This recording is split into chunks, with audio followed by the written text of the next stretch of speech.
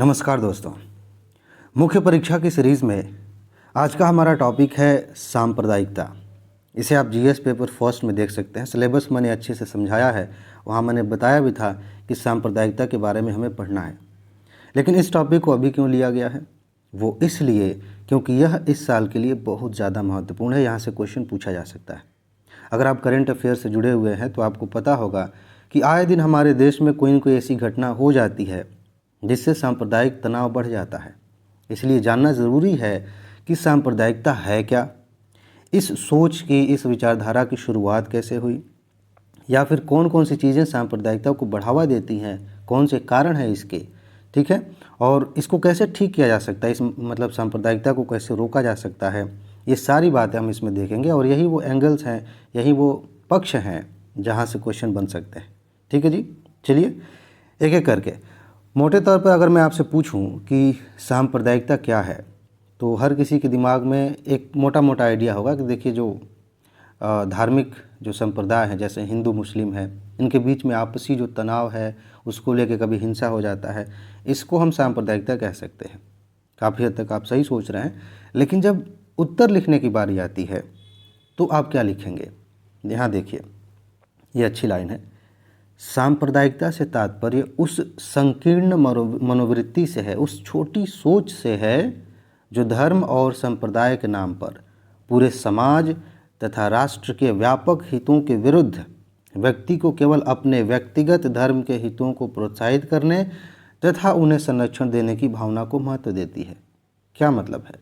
सीधा सा मतलब है कि जब सांप्रदायिक सोच हो जाती है ना किसी व्यक्ति की, तो वो सिर्फ अपने संप्रदाय, अपने धर्म के बारे में सोचता है, पूरे समाज, पूरे देश के बारे में नहीं सोचता, ठीक है। और अपने बारे में मतलब अपनी जो भावनाएं हैं, अपनी सोच है, उसे ही सबसे बड़ा मानने लगता है, या फिर उसे मानता है कि इसका संरक्षण होना चाहिए, इस तरह से। अब उसको करने के लिए, उसे संरक्षित करने के लिए कुछ भी करना पड़े, वह व्यक्ति करने के लिए तैयार हो जाता है। एक छोटी सोच है, ये संकीर्ण मनोवृत्ति है। क्योंकि अगर आप व्यापक स्तर पर सोचेंगे तो आप उदार भी हो जाएंगे, आप सहनशील भी हो जाएंगे। ये सारी बातें हैं। अच्छा, एक लाइन और है, इसे भी आप ध्यान से समझिए।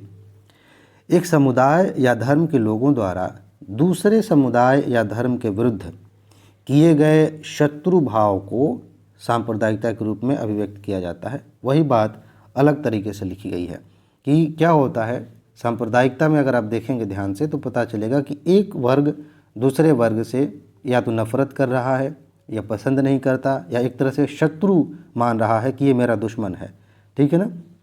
अभी आप देखिए जिस तरह का माहौल बना रखा है हमारे देश में, जिस तरह से मोटे तौर पर आप देखें तो ऐसा दिखता है कभी कभी कि हिंदू और मुसलमान में कुछ ऐसे लोग हैं जो एक दूसरे के दुश्मन हो रहे हैं।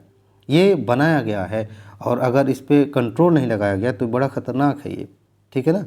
तो ये चीज़ आप लिख सकते हैं। इसके बाद आगे देखिए, ये लाइन ध्यान से समझिएगा। सांप्रदायिकता को आधार बनाकर राजनीतिक हितों की पूर्ति की जाती है और जिसमें सांप्रदायिक विचारधारा के विशेष परिणाम के रूप में सांप्रदायिक हिंसा की घटनाएं होती हैं। ये हमारे यहाँ फ़िलहाल ये सबसे बड़ा लक्षण है सांप्रदायिकता का, कि इस चीज़ को पहले तो इस तरह का माहौल बनाया जाता है। और वो अभी आगे हम देखेंगे कि किन किन वजहों से ये माहौल बनता है कि ये वर्ग, जैसे हिंदू और मुस्लिम, इनका एग्जाम्पल ले लें।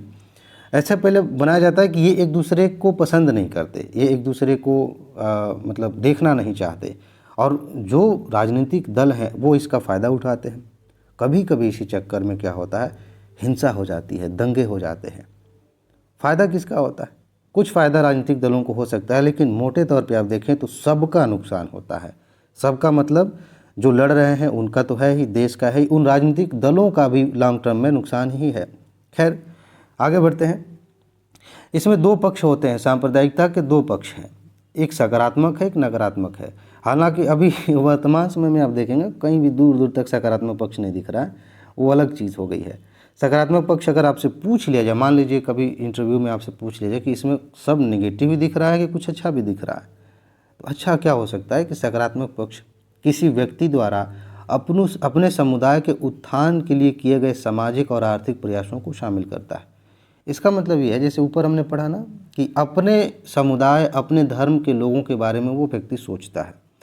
देखिए इसमें कुछ गलत नहीं है कि अगर आप मुस्लिम हैं, अगर आप हिंदू हैं, जैन हैं, जो भी जिस भी धर्म के आप हैं, आप अपने धर्म के उत्थान के बारे में सोचें, अपने लोगों के कल्याण के बारे में सोचें। मान लेते हैं कि आप मुस्लिम हैं, हिंदू हैं, जो भी हैं, ये हिंदू मुस्लिम के एग्जाम्पल दे के ना बड़ा सोचना पड़ता है। आप बौद्ध हैं तो आप बौद्ध धर्म के लोगों के बारे में सोच रहे हैं, इससे कोई फ़र्क नहीं पड़ता आप हिंदुओं के बारे में सोच रहे हैं कि नहीं, मुसलमान के बारे में सोच रहे हैं कि नहीं, बाकी आप अपने लोगों के उत्थान के बारे में सोच रहे हैं बिना किसी को नुकसान पहुँचाए, तो ये तो ठीक है, अच्छी बात है। लेकिन ऐसा है नहीं। दिखता है लोग जो सांप्रदायिक हिंसा करते हैं या तनाव बढ़ाते हैं, वो ये दिखाने की कोशिश करते हैं कि हमारे लोगों का संरक्षण होना चाहिए, हम अपने लोगों के बारे में सोच रहे हैं, लेकिन वो दूसरों की मतलब दूसरों के खिलाफ एक तरह से उकसाते हैं अपने लोगों को, वो ठीक नहीं है। और वही चीज़ यहाँ उसका नकारात्मक पक्ष आप देखेंगे। नकारात्मक पक्ष को एक विचारधारा के रूप में देखा जाता है जो अन्य समूहों से अलग एक धार्मिक पहचान पर जोर देता है, अपने आप को बाकियों से काटता है। ये जो सोच है ना, वो दूसरों से खुद को अलग करने की सोच है, जिसमें दूसरे समूहों के हितों को नज़रअंदाज कर पहले अपने स्वयं के हितों की पूर्ति करने की प्रवृत्ति देखी जाती है। इसमें यह है कि हम अलग हैं, ये सोच ऐसी है कि हम अलग हैं, हमारी ज़रूरतें अलग हैं, हम हर तरह से अपने आप को उनसे अलग रखेंगे। ये चीज़ जो है ये निगेटिव है, ये थोड़ा ठीक नहीं है। चलिए, अगर आपसे यूपीएससी ने पूछ लिया कि भारत में सांप्रदायिकता का विकास कैसे हुआ है, देखिए अगर आप प्राचीन काल में देखेंगे तो मोटे तौर पे आप देखेंगे तो उतना ज़्यादा मिक्सचर नहीं था। व्यापार, जैसे सिंधु घाटी सभ्यता आप पढ़ते हैं तो आप देखेंगे कि व्यापार को लेकर के हमारा संबंध था ईरान से, बाकी देशों से बाहर, वहाँ कोई ऐसी बात नहीं देखी जाती। उसके बाद वैदिक काल में आइए, चाहे उधर मौर्य, गुप्त, इधर आएंगे तो आपको ये तो दिखेगा कि कोई शासक आया तो कोई बौद्ध धर्म को संरक्षण दे रहा है, कोई जो है आगे थोड़ा चलेंगे तो क्या कहते हैं हिंदू धर्म को संरक्षण दे रहा है। और उससे आगे आएंगे जब मुग़ल काल का पीरियड आता है तो उसमें भी आप देखेंगे कि मुस्लिम धर्म को संरक्षण देने वाले शासक हुए हैं। लेकिन ऐसे एग्जाम्पल्स खास तौर से आपको नहीं दिखेंगे कि किसी के विरोध में जनता को खड़ा कर देना। हाँ, ऐसा भी एग्जाम्पल्स हैं कि शासकों ने अपने से अलग धर्म वालों की हत्या की है, लेकिन उस लेवल पर सांप्रदायिक भावना नहीं दिखती है खास तौर से। लेकिन जैसे अंग्रेज हमारे देश में आते हैं उसके बाद से ये एक टूल बन गया, अंग्रेज़ों का एक टूल बन गया हमें अलग करने का, और जो स्वतंत्रता आंदोलन चल रहा था उसे कमज़ोर करने का। और अभी आधुनिक वर्तमान जो सांप्रदायिकता है उसकी जड़ें यहीं अंग्रेज़ों के आने के आसपास से जुड़ी हुई हैं। तो यहाँ से आप समझिए, देखिए भारत में सांप्रदायिकता के वर्तमान स्वरूप की जड़ें अंग्रेज़ों के आगमन के साथ ही भारतीय समाज में स्थापित हुई। वर्तमान स्वरूप, उसके पहले थोड़ा बहुत वो चलेगा, उसको इग्नोर भी कर सकते हैं, लेकिन अभी जो है ना ये खतरनाक है। यह उपनिवेशवाद का प्रभाव तथा इसके खिलाफ उत्पन्न संघर्ष की आवश्यकता का प्रतिफल थी। ठीक है, तो उसका जो प्रभाव रहा उपनिवेशवाद का, वर्ल्ड हिस्ट्री में मैं आपको पढ़ाऊंगा कि उपनिवेशवाद की विचारधारा कैसे काम करती है, बड़ा इंपॉर्टेंट है। और ये जीएस पेपर फर्स्ट में ही है, यूपीएससी ने दिया भी है। ठीक है, और इसके खिलाफ जो हम संघर्ष कर रहे थे, इन्हीं के परिणाम स्वरूप ये सारी चीज़ें आई। हालांकि जब 1857 की जब क्रांति हुई थी तो उस समय आप देखेंगे कि हिंदू मुस्लिम साथ में थे, इस पर कई सारी फिल्में भी बनी हैं।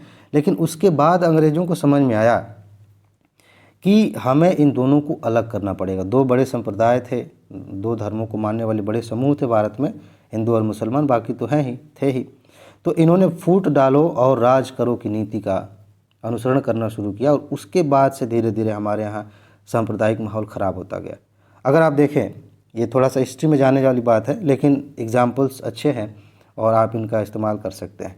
देखिए 1905 में बंगाल को जब बांटा गया तो सरकार ने मतलब उस समय की अंग्रेजी सरकार ने कहा कि देखिए प्रशासन करना ठीक नहीं हो पा रहा अच्छे से, ज़्यादा जनसंख्या है, रेवेन्यू का दिक्कत हो रही है और बाकी चीज़ें।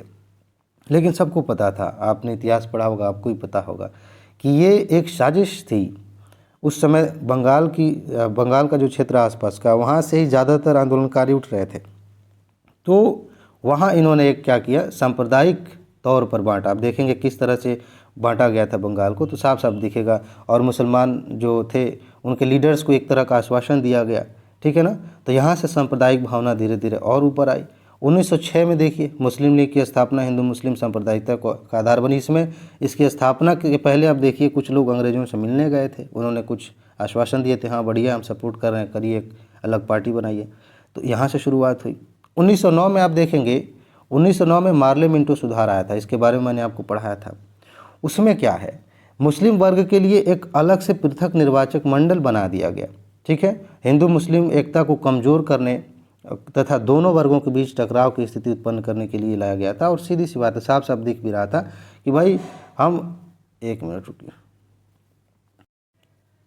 हाँ, तो मैं ये कह रहा था कि वो साफ साफ दिख भी रहा है कि इसमें ऐसी व्यवस्था की गई थी कि चुनाव जब होंगे तो जो मुसलमान वर्ग हैं उस क्षेत्र से, तो वो सिर्फ मुस्लिम व्यक्ति ही चुनाव लड़ेगा और वही मुस्लिम वर्ग के लोग ही उसे वोट देंगे, इस तरह की बात की गई थी। तो एक तरह की जो भावना है, ये सांप्रदायिक भावना, उसे यहाँ भी बढ़ावा मिल रहा है। इसके बाद 1932 में कम्युनल अवार्ड आया, यहाँ से क्वेश्चन पूछे गए प्रीलिम्स में कई बार। उसमें घोषणा की गई, अलग अलग समुदायों के लिए पृथक निर्वाचन की बात कर दी गई। जैसे दलित वर्ग है उनके लिए भी, मुस्लिम के लिए तो पहले से दिया ही गया था, कुछ और रह गए थे उनके लिए दिया गया। ये गड़बड़ बात थी। ये सब बांटने की राजनीति सरकार कर रही थी उस समय की अंग्रेजी सरकार, और इससे सांप्रदायिक माहौल जो है वो और ज़्यादा बिगड़ रहा था। आगे देखिए, 1940 में लाहौर के अधिवेशन में पृथक राज्य के रूप में मुस्लिम बहु क्षेत्र पाकिस्तान की मांग की गई। इससे भी सांप्रदायिक भावना बढ़ी। 1900, यहाँ से क्वेश्चन पूछा गया है प्री में, यहाँ कई तथ्य आपको प्री के यहाँ पे मिल जाएंगे, बहुत इंपॉर्टेंट। तो क्या हुआ, 1940 में मुस्लिम लीग का जो है अधिवेशन हुआ था और वहाँ से मांग की गई कि हमें पाकिस्तान चाहिए, एक अलग राज्य चाहिए, एक अलग देश चाहिए। और उसे पाने के लिए बहुत सारे प्रयास किए। आगे देखिए आप, कितने सारी हिंसा की घटनाएं होंगी, है ना। 1946 में कितनी सारी मौतें हुई इसकी वजह से। तो ये सांप्रदायिक माहौल को बिगाड़ रहा था। इसके बाद 1947 में आप देख लीजिए, भारत का विभाजन हो गया। अब देखिए, ध्यान से देखेंगे आप ना विभाजन को, तो ये साफ साफ दिखता है कि ये सांप्रदायिक सोच की चरम अवस्था थी। अदरवाइज संभाला जा सकता था, मतलब एक देश रह सकता था भारत। अब मुस्लिम लीग की अलग जिद है, कांग्रेस की, कुछ कांग्रेस में भी कई तरह के लोग थे ना, तो इनकी भी अपनी सोच थी। तो ये एक चरम स्थिति थी। हालांकि इसमें बहुत बाकी चीज़ें भी थीं, हमारी आज़ादी तक पहुंचाने में सबका योगदान था, लेकिन यहाँ भी आप देखेंगे विभाजन। अब एक चीज़ आप देखेंगे कि बहुत सारी घटनाएं आज भी ऐसी होती हैं जिन पर विभाजन के समय जो सांप्रदायिक हिंसा हुई थी उसका असर दिखता है। एक सिंपल सा एग्जांपल ले लीजिए, अभी भी पाकिस्तान जो है अपने यहाँ के जो आतंकी हैं उनको क्या कह के मोटिवेट करता है कि विभाजन के दौरान ये हुआ, वो हुआ, ऐसे हमें मारा गया, उसका बदला लेना है, दुनिया भर की चीज़ें हैं। ठीक है, तो इसका जो असर है सांप्रदायिकता का उस समय विभाजन के समय का आज भी है। लेकिन इसके अलावा सिर्फ ये नहीं, इसके अलावा आज़ादी के बाद से भी बहुत सारी चीज़ें ऐसी हुई हैं जिन्होंने सांप्रदायिक माहौल ख़राब किया है, और वो चीज़ें आगे अभी हम देखेंगे। देखिए यहाँ पे सांप्रदायिकता के आधार पर राजनीति का यह क्रम यहीं पर नहीं रुका, बल्कि आज़ादी के बाद भी आज तक भारतीय समाज और राजनीति में है। अब बात करेंगे हम कारणों की। देखिए, इस पे कहानी की तरह बात करने में कुछ समझ में नहीं आएगा। जैसे ये हो सकता था कि मैं एक कहानी सुनाऊं आपको, लेकिन अलग अलग डायमेंशन में बात करने से ये फ़ायदा होता है कि आपको समझ में भी आएगा और आप ये भी जान जाएंगे कि अगर प्रश्न पूछा गया है तो लिखना क्या है, किन किन चीज़ों को शामिल करना है। तो अब हम बात करेंगे कारणों की। अब वापस आ जाते हैं, वो तो हमने देख लिया कि भारत में सांप्रदायिक माहौल कैसे बना, इस विचारधारा का विकास कैसे हुआ। लेकिन अगर एक अलग क्वेश्चन ये बनता है कि भारत में सांप्रदायिकता के बढ़ावा देने वाले कारण कौन कौन से हैं, उनका विश्लेषण करिए, उनकी व्याख्या करिए या फिर उस पर अपना विचार दीजिए, तो आपको जानना पड़ेगा। सबसे पहला और सबसे ज़्यादा बड़ा कारण आप कह सकते हैं वो है राजनीतिक कारण। वर्तमान समय में विभिन्न राजनीतिक दलों द्वारा अपने राजनीतिक लाभों की पूर्ति के लिए सांप्रदायिकता का सहारा लिया जाता है। अब आप देख सकते हैं, एग्जाम्पल्स आप देख सकते हैं, कितनी सारी पार्टियां हैं जो अलग अलग तरीके से हिंदू मुसलमान किए बिना काम नहीं चलाती।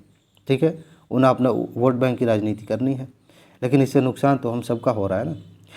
एक प्रक्रिया के रूप में राजनीति का सांप्रदायिकरण भारत की सांप्रदायिकता को बढ़ावा देने के साथ साथ देश में सांप्रदायिक हिंसा की तीव्रता को बढ़ाता है, और ये बड़ी खतरनाक चीज़ है। राजनीतिक दल ये सोचते हैं कि ठीक है, ऐसा है कि हमारा हिंदू वोट है, तो कुछ ऐसी बात कहते हैं कि हिंदू एकजुट हो जाएं और हम इस रूप में अपने आप को सामने पेश करें कि हम आपके संरक्षक हैं, हम आपके साथ हैं। तो हिंदू हमें वोट दे देंगे। ऐसे ही मुसलमानों के लिए हम करते हैं कि आपको हिंदुओं से खतरा है, हम आपको बचाएंगे, तो आप हमारे साइड में आ जाएंगे, आप हमें वोट देंगे, ये तो चलता है। लेकिन इसमें वो जो जहर घुल गया समाज में, वो इतनी आसानी से नहीं ख़त्म होता। ऐसा नहीं है कि चुनाव हो गया और फिर सारी चीज़ें ख़त्म हो गई। वो लंबी प्रक्रिया, उसको ख़त्म करना, उसको हटाना समाज से, वो जो सोच बो दी गई है राजनीतिक नेताओं द्वारा, वो इतनी जल्दी नहीं ख़त्म होती। इसकी वजह से आगे चल के कभी जो है सांप्रदायिक हिंसा होती है, बाद में पता चलता है कि ये अभी शुरू थोड़ी हुआ था। ये अच्छी चीज़ नहीं है। तो हमारे यहाँ जो राजनीति है, इसका सांप्रदायिकरण हो रहा है, ये बड़ा इंपॉर्टेंट है। यहाँ से क्वेश्चन पूछा जा सकता है कि राजनीति का सांप्रदायिकरण क्या है। इसका सिंपल सा मतलब है कि हमारी राजनीति जो है वो इसको केंद्र में रखकर हो रही है कि सांप्रदायिक भावना को कैसे भड़का के, कैसे सांप्रदायिक समूहों को एक दूसरे से अलग करके अपने फ़ायदे हम ले सकें, वोट बैंक की राजनीति कर सकें, हमें ज़्यादा से ज़्यादा वोट मिल सके। ठीक है, तो ये एक चीज़, एक मुद्दा हो सकता है। इसी को आधार बना के यूपीएससी क्वेश्चन पूछ सकती है। फिर भी बाकी चीज़ें जो हैं, जो कहानी है, जो बातें मैंने बताई हैं, वो यहाँ पे काम आएंगी। आगे देखिए, अगला कारण भी है और ये काफ़ी जेन्युइन कारण है, ध्यान दीजिएगा, अभी सब पूरा कनेक्शन दिखेगा। विकास का असमान स्तर, वर्ग विभाजन, गरीबी और बेरोजगारी आदि कारक सामान्य लोगों में असुरक्षा की भावना उत्पन्न करते हैं। अब देखिए, ये भी मैं पढ़ देता हूँ, बड़ी मज़ेदार चीज़ है, इसको समझना बहुत ज़रूरी है।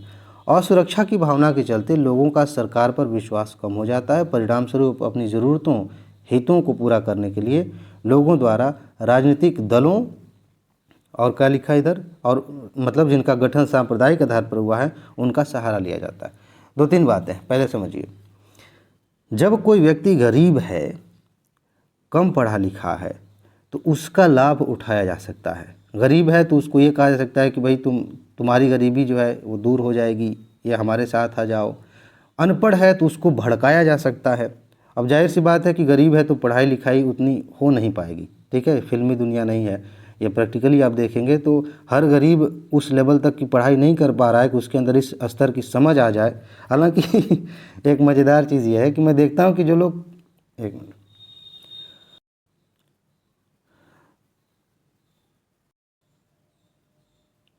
जो लोग पढ़े लिखे हैं वो भी इस स्तर के पढ़े लिखे नहीं है कि वो इस बात को समझ सकें कि वो सांप्रदायिक सोच वाले बनते जा रहे हैं। तो जो गरीब हैं उनसे हम क्या ही उम्मीद करेंगे। तो इसका फ़ायदा उठा करके राजनीतिक दल उन्हें आसानी से बहला फुसला लेते हैं। सांप्रदायिक सोच उनके अंदर आसानी से बोया जा सकता है। जब लोग पढ़े लिखे रहेंगे, संपन्न रहेंगे, तो वो ये सब चीज़ें क्यों करेंगे। आप देखिए, कहीं पे कोई नेता खड़ा होता है और कहता है कि इनके खिलाफ़ आंदोलन करना है। ये कौन लोग हैं जो आंदोलन करने जाते हैं। अगर कोई इश्यू नहीं है, कोई देश के हित की बात नहीं है, तो वही लोग जाएंगे जो अपने आप को कहीं न कहीं उस लेवल तक लेके नहीं गए हैं कि सोच सकें कि आखिर इसके पीछे का कारण क्या है। हमें एक मुसलमान के खिलाफ़ क्यों आंदोलन करना है, हमें एक हिंदू के खिलाफ़ क्यों आंदोलन करना है, इसका इश्यू क्या है, क्या वाकई इसकी ज़रूरत है। अगर आदमी पढ़ा लिखा है, संपन्न है, उसकी कोई इस तरह से मजबूरी नहीं है, तो जाएगा ही नहीं। समझ रहे हैं ना। तो ये सारी चीज़ें हैं। तो आदमी जब गरीब है, उसे लगता है कि चलो ये व्यक्ति जो है अनपढ़ भी है, ये व्यक्ति जो है हमारा उत्थान कर देगा, हमें सहायता दे देगा, जो कह रहा है चलो करते हैं। और इसी बहकावे में आदमी के अंदर कई सारी इस तरह की सोचें जो है घुस जाती हैं और आगे चल के दिक्कत होती है। चलिए, एक और कारण है, प्रशासन के स्तर पर भी आप देखेंगे कुछ ऐसी गलतियां होती हैं जिसकी वजह से सांप्रदायिक भावना भड़क जाती है। पुलिस और जो बाकी प्रशासनिक इकाइयां हैं, इनके बीच में समन्वय नहीं होता। कई बार आप देखेंगे, देखिए, तंत्र बड़ा अच्छा है हमारे यहाँ। पुलिस को, बाकी सबको पता चल जाता है कि किस जगह पे कैसा माहौल है, यहाँ पे हिंसा हो सकती है। लेकिन कई बार समन्वय की कमी की वजह से व्यक्ति रोक नहीं पाता। व्यक्ति मतलब जो लोग शामिल हैं इसमें, प्रशासन में, वो रोक नहीं पाते। दंगे हो जाते हैं, झगड़े हो जाते हैं, आंदोलन हो जाते हैं, उसकी वजह से नुकसान भी हो जाते हैं।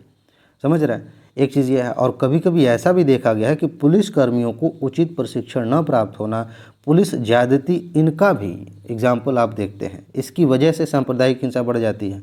कई बार पुलिस वालों को पता ही नहीं होता है कि ये हिंसा हो रही है, तो इसको रोकना कैसे है। कभी कभी जो उपाय वो करते हैं वही और ज़्यादा हिंसा बढ़ाने का कारण हो जाता है। कई जगहों पे ऐसा देखा गया है कि पुलिस खुद ज्यादती करने लगती है, तो उससे ये एग्जाम्पल समाज में जाता है कि भाई देखो पुलिस इस संप्रदाय का पक्षधर बन रही है, तो दिक्कत होती है। समझ रहे हैं ना, इससे भी सांप्रदायिकता बढ़ती है, क्योंकि इससे लोगों का जो भरोसा है वो सरकार पर, प्रशासन पर नहीं रहता। फिर वही बात, वही विचारधारा फिर मजबूत होगी कि हमें एकजुट रहना है, हमें जो है बाकी लोग हमारे दुश्मन हैं, उनसे हमें अपनी सुरक्षा करनी है। अगर सरकार पे, न्यायपालिका पे, पुलिस पे भरोसा होगा तो लोग सामान्य तौर पर आप देखेंगे कि सांप्रदायिक सोच और सांप्रदायिक हिंसा में लिप्त नहीं होंगे। समझ रहे हैं ना। आगे चलिए, कुछ और कारण है। मनोवैज्ञानिक कारण देखिए क्या है, ये भी महत्वपूर्ण है, क्योंकि कुल मिला के सारी चीज़ें तो हमारे दिमाग में ही आ रही है ना। दो समुदायों के बीच विश्वास और आपसी समझ की कमी, इसे बहुत ध्यान से समझिए। सही मायने में सारी समस्या की जड़ यही है, बाकी तो है ही, लेकिन वो असर कहाँ डाल रही है। जब हिंदू और मुस्लिम, दो एग्जाम्पल लेते हैं, आपस में बात नहीं करेंगे, मिलेंगे जुलेंगे नहीं, साथ में रहेंगे नहीं, तो सामान्य तौर पर दूरी बढ़ेगी और इससे विश्वास की कमी और बढ़ती है। ज़्यादातर जो राजनीतिक दल ऐसे हैं ना, जो सांप्रदायिक सोच के आधार पर अपने आप को आगे बढ़ाना चाहते हैं या इसके दम पे वोट लेना चाहते हैं, वो चाहते नहीं कि हिंदू और मुसलमान साथ में मिलकर रहें। अगर वो साथ रहेंगे तो उन्हें पता चलेगा कि अरे ये भी तो वही है, जैसे हमारी सोच है वैसे इनकी सोच है, हम एक ही जैसे तो हैं, हमारा खान पान हर चीज़, ईद में उनके घर जा रहे हैं, वो दिवाली में होली में उनके घर जा रहे हैं, सब तो आपसी समझ, आपसी विश्वास बढ़ेगा, सांप्रदायिक सोच खत्म हो जाएगी। तो जो लोग इससे अपनी रोटियां सेकते हैं वो हर संप्रदाय में है, वो ऐसा चाहते ही नहीं कि वो साथ में रहे। समझ रहे हैं। तो आपसी विश्वास और समझ जब कम हो जाती है, समझ रहे हैं ना, तो भी सांप्रदायिकता बढ़ती है। जब एक दूसरे को नहीं समझेंगे, एक दूसरे पर भरोसा नहीं करेंगे तो, या एक समुदाय द्वारा दूसरे समुदाय के सदस्यों का उत्पीड़न आदि के कारण उसमें जो भय, शंका, इसका भाव उत्पन्न हो जाता है। अब एक समुदाय दूसरे का जो है उत्पीड़न करेगा, उसे डराएगा, धमकाएगा, हिंसा करेगा, तो दूसरा जो समुदाय है वो तो डरेगा ना, उसके अंदर इस तरह की भावना तो आएगी ही। इसके कारण भी जो है दिमाग में बैठ जाता है कि हिंदू अच्छे नहीं हैं, मुस्लिम अच्छे नहीं हैं, ऐसे। ठीक है ना। आगे चल, मैं बार बार हिंदू मुस्लिम क्यों कह रहा हूँ, क्योंकि भारत में आप देखेंगे तो सांप्रदायिक जो सोच है वो मोटे तौर पे हिंदू और मुस्लिम के बीच में है। कभी कभी ऐसा भी देखने को मिलता है कि हिंदुओं को ऐसे दिखाया जाता है कि वो क्रिश्चियन से नफरत करें क्योंकि वो अंग्रेज है, ऐसा कुछ दिखाने की कोशिश की जाती है। जो क्रिश्चियन है, ये जो धर्म है, अंग्रेज लेके हमारे यहाँ आए थे, तो उनके खिलाफ भी आप देखेंगे हिंसा और भेदभाव की चीज़ें दिखती हैं। लेकिन मोटे तौर पर हिंदू मुस्लिम का एग्जाम्पल लेना ठीक है, क्योंकि इसी को आधार बना के हमारे देश का माहौल ख़राब किया जा रहा है इस समय। चलिए आगे देखिए। इस मनोवैज्ञानिक भय के कारण जो डर पैदा हो जाता है, विश्वास नहीं है एक दूसरे पे, इसके कारण लोगों के बीच विवाद हो जाता है, एक दूसरे के प्रति नफरत हो जाती है, क्रोध हो जाता है और भय का माहौल दोबारा से पैदा हो जाता है। समझ रहे हैं। चलिए आगे बढ़ते हैं। मीडिया संबंधी कारण है। आपने एक एग्जाम्पल सुना होगा, आग में घी का काम करने वाला, ये है मीडिया। अगर आप जो है, वैसे भी यूट्यूब पे भी आप देखते होंगे कुछ चैनल ऐसे हैं जो पोल खोलते हैं एक तरह से मीडिया की, कि मीडिया किस दिशा में जा रही है।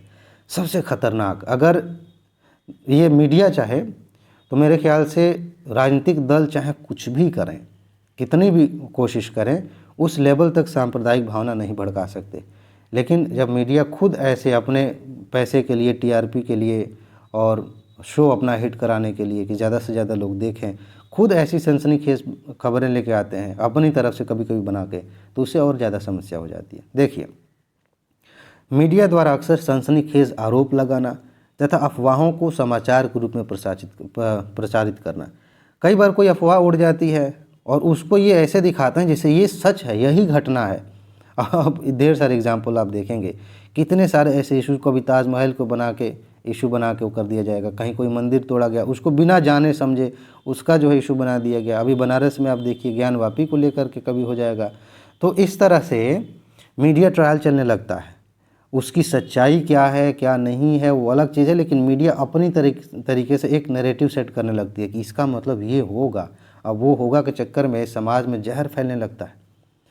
इसका परिणाम कभी कभी प्रतिद्वंदी धार्मिक समूहों के बीच तनाव और दंगों के रूप में देखने को मिलता है। और अक्सर फिलहाल कुछ सालों से आप देखेंगे, चाहे वो दिल्ली में दंगे हुए हों या और कई छोटे मोटे दंगे हुए हैं, उसमें मीडिया का बड़ा रोल था। उन्होंने अपने तरीके से इसको दिखाया। समझ रहे हैं ना, ये है। वहीं सोशल मीडिया भी कुछ कम नहीं है। देश के किसी भी हिस्से में सांप्रदायिक तनाव या दंगों से संबंधित संदेश को फैलाने का एक सशक्त माध्यम बन गया है। कहीं भी थोड़ा सा भी कुछ होता है उसे पोस्ट करिए फेसबुक पे, ट्विटर पे, जगह जगह पे, और वो भावना जो है पूरे देश में फैल जाती है। तो सोशल मीडिया का भी एक रोल है। ठीक है, आगे चलते हैं। कुछ एग्जाम्पल्स आप लिख सकते हैं निबंध में या आंसर में, जो घटनाएं हमारे यहाँ सांप्रदायिक हिंसा की बड़ी बड़ी घटनाएं हुई हैं। जैसे 1947 में जब विभाजन हुआ, लाखों लोग मारे गए थे सिर्फ इसलिए कि हिंदू और मुसलमान की आइडेंटिटी दिखानी थी। तुम हिंदू हो और मुसलमान समुदाय सामने पड़ गया, वो मारेगा। तुम मुसलमान हो, हिंदू समुदाय, इस तरह का माहौल बन गया था। अब जो भी हो, जो भी कारण रहे हो, लेकिन लोग पगला गए थे। उसके बारे में आप एनसीईआरटी में पढ़ेंगे ना, आपका अंदर से ना कांप जाएंगे आप, अगर सही में अगर पूरी फीलिंग के साथ उसको देखने की कोशिश करेंगे कि उस समय क्या हो रहा था। पता नहीं क्या हो गया था लोगों को, बस मारना है, काटना है, ऐसे पता नहीं क्यों। आप सोचिए, ये चरम अवस्था थी। सोच जो सालों से चली आ रही थी उसकी चरम अवस्था थी उस समय। 1984 में सिख विरोधी दंगे हो गए थे, जब इंदिरा गांधी की डेथ हुई थी, उनको मारा गया था। उसके बाद से 89 में आप देखेंगे कश्मीर पंडितों का निष्कासन हुआ, तो उस समय भी जो है सांप्रदायिक हिंसा हुई थी। 1992 में बाबरी मस्जिद का विवाद हुआ था, सांप्रदायिक तनाव बढ़ गया था। 2002 में गुजरात में दंगे हुए थे और 2013 में मुजफ्फरनगर में दंगे हुए थे। ये एग्जाम्पल्स हैं। उसके बाद से दिल्ली के दंगों का भी आप करंट अफेयर्स के तहत ले सकते हैं, हाल फिलहाल की बात है। ठीक है, ये आप लिख सकते हैं। आगे बात करेंगे कि इसका परिणाम क्या होता है। देखिए, वही बातें हम करते आ रहे हैं कि किस रूप में वो सामने आता है, तो लगभग आपको समझ में आ गया होगा। फिर भी एक बार पढ़ दे रहा हूँ, अलग से लिखने के लिए काम आएगा। देश में बार बार होने वाले सांप्रदायिक हिंसा धर्मनिरपेक्षता और सहिष्णुता, जो धार्मिक सहिष्णुता है, उसको बढ़ावा देने वाले संवैधानिक मूल्यों पर प्रश्न चिन्ह लगाता है। अरे भाई, हमारे संविधान में लिखा है कि हम साथ रहेंगे, अच्छे से अपने अपने धर्म का पालन करेंगे, लेकिन जिस तरह की ये चीज़ें हो रही हैं, सांप्रदायिक हिंसा की घटनाएं, उससे क्वेश्चन तो उठता ही है कि यार किस तरह का संविधान है भाई, उस पर तो हम काम ही नहीं कर पा रहे हैं, है ना। तो उस पर क्वेश्चन मार्क लगता है।